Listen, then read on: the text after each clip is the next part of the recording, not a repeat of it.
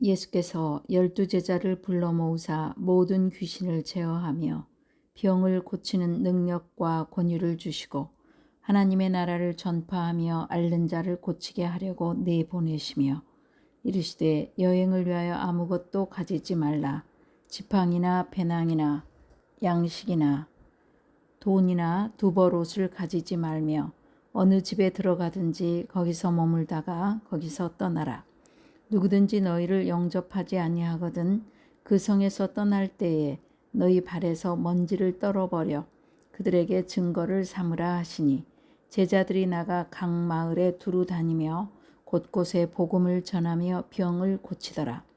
분봉왕 헤롯이 이 모든 일을 듣고 심히 당황하니 이는 어떤 사람은 요한이 죽은 자 가운데서 살아났다고도 하며 어떤 사람은 엘리야가 나타났다고도 하며 어떤 사람은 옛 선지자 한 사람이 다시 살아났다고도 함이라. 헤롯이 이르되 요한은 내가 목을 베었거늘 이제 이런 일이 들리니 이 사람이 누군가 하며 그를 보고자 하더라. 오늘 우리에게 주시는 말씀은 누가복음 9장 1절로 9절입니다. 하나님 나라의 대사의 삶이라는 제목입니다. 전쟁의 위협과 국가 간의 경제 활동에서 외교는 너무나 필요하고 국익의 예교를 잘 감당하는 지도자들이 더 절실하게 필요한 시대입니다. 나라와 국민을 대표하여 대사를 파견하기도 하고 직접 대통령이 그 일들을 하시는 것을 봅니다. 늘 나라와 민족을 위해 기도할 때 저는 위기 상황에서 요셉과 같은 지도자로 하나님의 지혜로 어려움을 극복하고 또 다니엘처럼 새 나라가 바뀌어도 정직하게 하나님의 영으로 통치하는 지도자들이 되게 해달라고 기도합니다.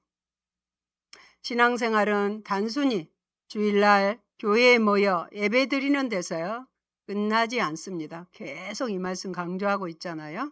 진정한 신앙의 시작은요 예배 후 세상으로 나아가는 순간부터 시작이 됩니다.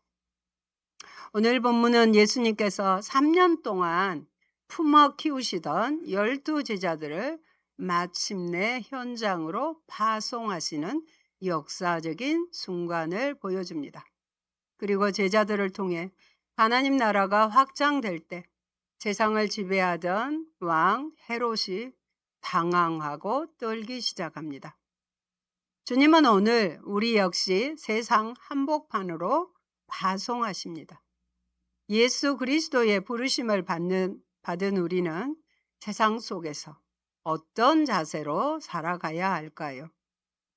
오늘 본문에서는 예수님께서 12제자를 권능과 능력으로 무장시켜, 이게 중요한 것 같아요.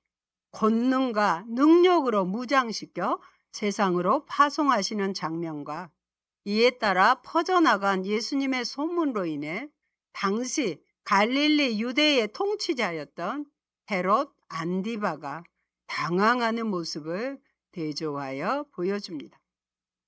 오늘 본문은 제자 공동체의 정체성과 사역의 원리로 하나님의 나라를 전파하며 앓는 자를, 아픈 자를 고치게 하려고 보내시며 이 말씀과 그리고 하나님 나라가 세상의 권력자들에게 주는 거룩한 충격을 명확하게 전달합니다. 첫 번째 내용입니다. 예수님의 파송, 권능을 위임받은 대사들입니다. 예수님의 공생의 사역은 제자들을 부르시는 것에서 시작하여 그들을 훈련시키시고, 자, 훈련이 쉬워요, 어려워요? 어렵죠. 하기 싫잖아요. 특별히 군대 생활을 하신 분들은 어쩔 수 없는 명령에 의해서 하는 것이 훈련이잖아요. 우리가 신앙도 훈련이에요. 제자가 되는 과정, 첫 번째가 하나님이 불러서 훈련시키다는 것. 때로는 예배가 싫지요. 쉬고 싶지요. 별것 아닌 것 같지요. 하나님은 훈련시키는 것입니다. 마침내 세상으로 보내시는 파송 과정을 거칩니다. 누가복음 오늘 본문의 9장 1, 2절은 제자 사역의 중대한 전환점을 보여줍니다. 우리 같이 소리내서 읽어보겠습니다. 1, 2절입니다. 예수께서 12제자를 불러 모으사 모든 귀신을 제어하며 병을 고치는 능력과 권위를 주시고 하나님의 나라를 전파하며 앓는 자를 고치게 하려고 보내시며. 아멘. 첫째, 능력과 권위를 부여하셨습니다. 예수님은 그냥 제자들을 가라 하고 그냥 보내지 않으셨어요. 세상은 영적으로 어둡잖아요. 이 영적인 어둠과 육체적인 질병에 맞설 수 있는 능력을 부여하셨습니다. 그래서 특별히 어떻게 하셨습니까? 귀신을 제어한다고 그랬죠. 이 말씀은 세상의 영적인 악의 세력을 도륙하고 승리하는 영적 권세입니다. 우리가 사는 세상, 마귀가 세상의 임금이에요. 이걸 놓치면 안 돼요. 그래서 긴장해야 되는 것입니다. 그런데 예수님은 마귀의 일을 멸하기 위해서 오셨습니다. 그래서 귀신의 세력을, 마귀의 일을 멸하러 오신 예수님의 이름으로 우리는 축출할 수 있게 되는 것입니다. 병을 고친다는 것은 죄로 인해 파괴된 인간의 전인적인 삶을 회복시키는 치유의 능력입니다. 그러므로 제자들의 사역은 자신들의 지식이나 인간적인 자원으로 수행하는 것이 아니라 위로부터 부어주시는 그리스도의 권세에 기반하는 것입니다. 사역의 핵심입니다. 사역의 핵심은 하나님 나라의 전파와 전인적인 회복입니다. 파송의 목적은 명확했습니다. 그것은 바로 하나님 나라를 전파하는 것이었습니다. 예수님도 이 땅에 오신 목적이 천국이 가까이 왔다고 하셨습니다. 그런데 하나님 나라는 단순히 관념적인 메시지가 아니라 병든 자가 고침받고 귀신이 쫓겨나는 실제적인 영적, 육체적 구원의 현장으로 증명되었습니다. 복음 증거는요, 영혼의 구원뿐만 아니라 전인적인 치유와 복구를 포함합니다. 데살로니가 전서에도 보면 예수 그리스도가 다시 오실 때 우리의 영과 혼과 육이 온전하게 흠없이 보존되기를 원하시는 것입니다. 우리가 장애인들을 보면 살다가 장애를 입은 사람들이 너무 많아요. 선천적인 장애도 있지만 잘못해서 교통사고로 인해서 또 잘 관리하지 못해서 그런 장애를 입은 자들이 너무 많습니다. 그런데 우리 주님은 다시 이 땅에 오실 때 내가 만들어준 영과 혼과 육이 흠없이 온전하게 보존되기를 주님은 원하시는 거예요. 그래서 우리는 내 몸도, 내 정신도, 내 영혼도, 내 영도 방치해서는 안 되는 것입니다. 복음 증거는 다시 영혼의 구원뿐만 아니라 전인적인 치유와 복구를 포함합니다.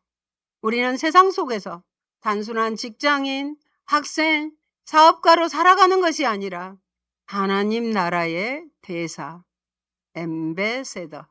엠베세더로 살아가고 있습니다. 여러분, 세상을 살아갈 때 영적 열등감이나 두려움에 빠지지 마십시오. 주님은 우리 안에 성령을 주셨고 죄와 세상을 이길 권세를 이미 부여하셨습니다. 그대로 모셔놓으면 안 돼요. 그거 활용하시라는 거예요. 가정과 일터에서 예수의 이름으로 담대히 나아가 영적 회복을 선포하는 대사가 되시길 바랍니다. 둘째, 제자들의 사역 지침을 주셨습니다. 예수님은 제자들에게 능력을 첫째 주셨어요. 그리고 매우 역설적이고 파격적인 사역 지침을 내리셨습니다. 3가지를 주셨습니다. 소유의 최소화, 현지 공급의 원리, 복음 거부에 대한 결단입니다. 첫째, 아무것도 가지지 말라. 소유를 최소화하라는 것이죠. 3절 한번 읽어볼까요? 이르시되 여행을 위하여 아무것도 가지지 말라. 지팡이나 배낭이나 양식이나 돈이나 두버릇을 가지지 말며, 이렇게 지침을 내리셨어요. 당시 여행자나 고대의 순회 교사들은 비상금을 지참하거나 배낭에 음식을 채워 다녔습니다. 그러나 예수님은 지팡이, 배낭, 양식, 돈, 여벌 옷조차도 가지지 말라고 명하십니다. 여기에서 파송은, 제자들의 파송은 뭐예요? 단기적인 파송이기 때문에 그렇습니다. 이것은 사역자의 안위와 성공은 물질적 준비에 있지 않고 오직 사역자를 보내신 하나님의 공급하심과 보호하심에 있다는 것을 몸소 체험하도록 하신 것입니다. 제자들이 물질적 자원에 의존할 때 영적 긴장감이 풀리고 하나님보다 물질을 먼저 의지하게 되는 위험을 경계하셨습니다. 우리도 주머니가 두툼하면 어째요? 좀 안심이 되지요. 그러지 말라는 거죠. 오직 하나님의 공급하심과 보호하심을 의지하라는 것입니다.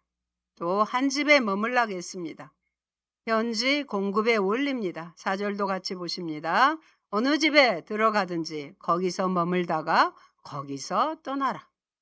복음을 전할 때 그들을 대접하는 집이 있다면 더 좋은 대우나 편안한 환경을 찾아 다른 집으로 옮기지 말라고 하십니다.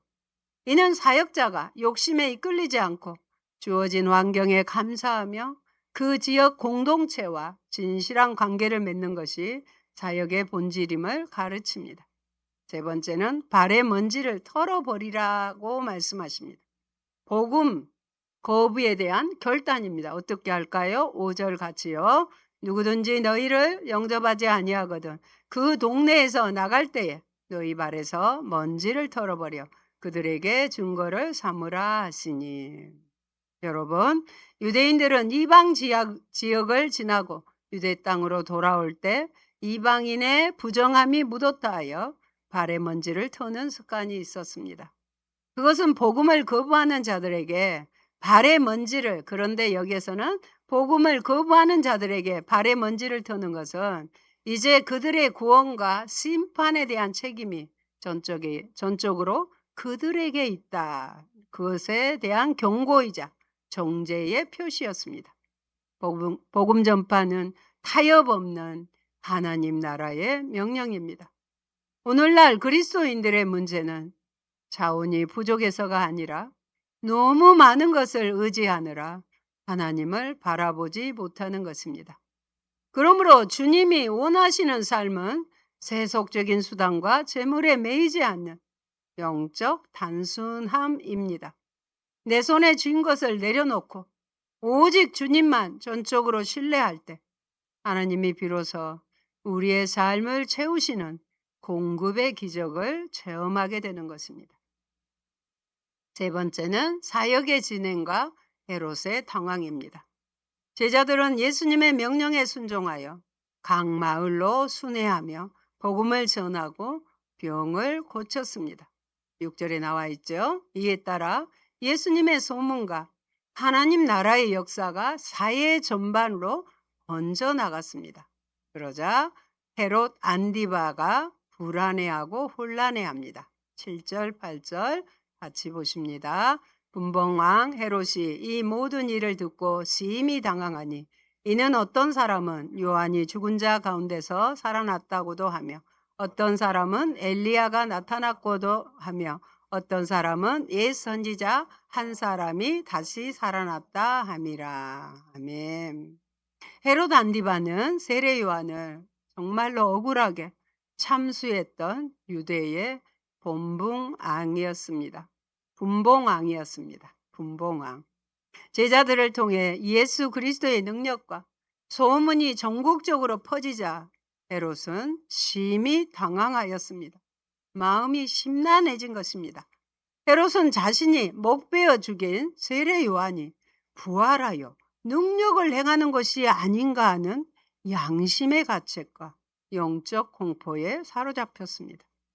그러면서 정치적 불안으로 민중들 사이에서 예수님이 세례 요한, 엘리야 혹은 옛 선지자의 환생이라는 소문이 돌자 자신의 왕권이 흔들릴까 두려워했습니다. 그래서 두 번째 9절에 보면 이 사람이 누구인가 하고 질문하죠. 같이 볼까요? 헤롯이 이르되 요한은 내가 목을 베었거늘 이제 이런 일이 들리니 이 사람이 누군가 하며 그를 보고자 하더라. 헤롯의 질문인 이 사람이 어떤 사람인가? 이 사람이 어떤 사람인가는 누가복음 전체를 관통하는 핵심 질문입니다. 세상의 권력자는 하나님 나라의 역사를 보고 당황해요. 예수 그리스도의 정체성에 대해서 질문을 하게 됩니다. 그러나 헤롯의 호기심은 회개로 이어지지 않아요.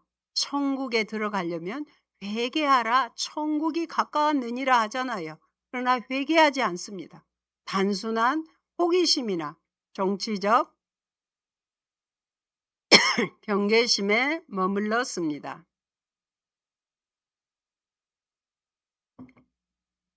네 번째, 오늘날 우리에게 주시는 말씀의 교훈입니다.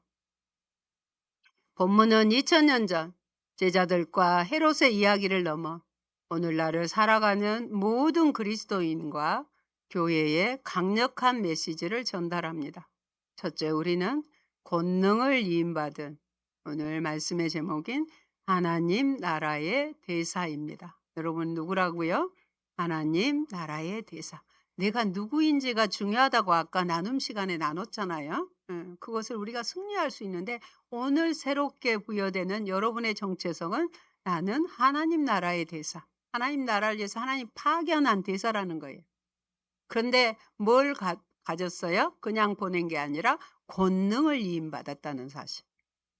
오늘날의 성도들도 세상에 무방비로 던져진 존재가 아닙니다. 예수님은 성령을 통해 우리에게 죄와 세상의 영적 권세를 이길 능력을 주셨어요. 여러분에게 이미 주셨어요. 사용하시기 바랍니다. 그리스도인은 세상에서 단순히 생존하는 것이 아니라 하나님 나라의 복음을 전하고 상처받은 이들을 치유하는 대사로, 엠베세더로 살아가야 합니다. 두 번째, 영적 단순함과 하나님에 대한 전적 의지를 회복해야 합니다. 오늘날의 교회와 성도들은 너무 많은 자원, 재정, 인프라를 가지고 있으면서도 정작 하나님을 의지하는 영적 야성과 능력을 잃어버리곤 합니다. 우리나라가 잘 사니까 복싱이 안 되지요? 왜요? 헝그리 정신을 잃어버렸기 때문에요. 야성을 잃어버렸기 때문에 그렇다고 얘기합니다. 아무것도 가지지 말라는 짓지만 오늘날 우리에게 물질주의와 세속적 안락함에 대한 경고로 다가옵니다. 사역의 승리는 풍부한 자원이 아니에요. 모든 것을 다 갖춘 게 아니에요. 오직 하나님을 전적으로 신뢰하는 믿음에서 나옵니다. 셋째, 세상을 두려워하지 말고 세상의 복음 앞에 반응하게 해야 합니다. 헤롯은 절대적인 정치적 권력을 가졌지만 복음과 성령의 역사 앞에서는 불안해하고 당황해했습니다. 세상의 권력과 부는 겉으로는 화려해 보이지만 영적으로는 늘 빈곤하며 죄로 인한 불안을 안고 살아가는 것입니다. 교회가 세상의 가치관을 따라가는 것이 아니라 진리 안에서 순결함, 거룩함을 유지할 때 교회의 능력은 어디에서 온다? 거룩함이에요. 더럽혀지지 않는 거예요. 세상은 복음의 능력을 보고 당황하며 하나님을 의식하게 됩니다. 네 번째, 예수님은 누군가에 대해 우리의 삶으로 대답해야 됩니다. 보여주셔야 되는 거예요. 헤롯은 이 사람이 누구인가라고 물었지만 결국 회개하지 못했습니다. 오늘날 세상도 동일하게 성도들에게 당신들이 믿는 예수 그리스도는 누구인가라고 묻고 있습니다. 우리의 말이 아닌 치유와 회복의 삶, 이웃사랑, 권능 있는 삶을 통해 예수가 온 세상의 주인이자 구원자이심을 증명해야 합니다. 거룩한 성도는 세상을 두려워하는 것이 아니라 세상이 거룩한 성도와 교회를 통해 하나님을 의식하게 만들어야 합니다. 세상이 아무리 강해 보여도 진리 없이는 죄와 공포 속에서 그들은 여전히 흔들릴 뿐입니다. 우리가 세상 가치관에 타협하지 않고 순결한 거룩한 복음의 삶을 살아갈 때 세상은 도대체 당신들이 믿는 예수가 누구이기에 이렇게 살아가는가 질문하게 될 것입니다. 세상의 질문에 담대히 예수가 그리스도이심을 삶으로 증언하시길 바랍니다. 오늘 말씀의 결론입니다. 따라합시다. 세상 속으로 담대히 나아가라. 세상 속으로 나가야 돼. 주님은 우리에게 3가지 당부하십니다. 권능을 받은 자답게 첫째, 세상의 영적 싸움에서 승리하십시오. 누가 이기셨어요? 예수님이 이겼기 때문에 우리도 이겨야 되는 것입니다. 이미 이겼어요. 둘째, 하나님만을 전적으로 의지하는 순결함으로 복음의 본질에 집중하십시오. 전적인 하나님의 신뢰예요. 순결함 유지하는 것입니다. 내가 죄를 묻혀놓고 뭐라고 세상을 향해서 정죄하겠습니까? 세 번째, 세상을 두려워하지 말고 예수 그리스도의 살아계심을 담대히 삶으로 증언하십시오. 우리가 믿는 하나님, 살아계신 하나님. 저는 이 말이 너무 좋아요. 모든 것을 살아계시기 때문에 다 보고 아셔요. 그리고 신실하셔요. 변함이 없으셔. 그래서 하나님은 여전히 반석처럼 흔들림 없이 살아계신 하나님을 의지하게 되는 것입니다. 사랑하는 성도 여러분, 오늘을 사는 우리 역시 예수 그리스도의 권능을 힘입어 세상 속으로 보내진 자들입니다. 세상의 물질이나 권력에 매이지 않고 오직 주님만을 의지하며 복음의 능력을 선포할 때 파괴된 삶이 회복되고 하나님 나라가 강하게 확장될 것입니다.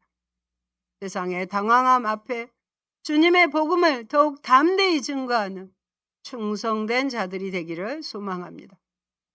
이번 한 주간도 주님이 파송하신 세상의 현장에서 승리하며 하나님 나라를 확장해 나가는 거룩한 하나님 나라의 대사들이 되시기를 주님의 이름으로 축원합니다. 아멘.